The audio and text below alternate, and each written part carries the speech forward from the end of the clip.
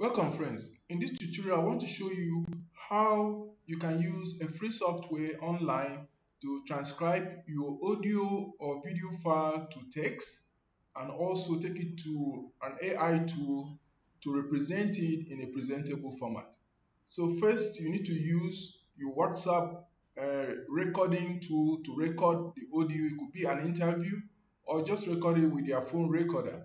So once you've gotten your video file, you now open to this site. It's called app.cockatoo.com/upload. Once you do this, then just click here and browse to upload that file online.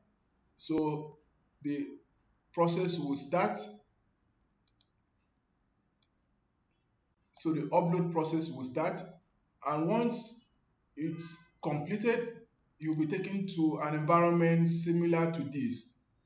So here you will see the transcribed text, and of course you see the audio version that is listed up there. So what you need to do is just to click here to copy.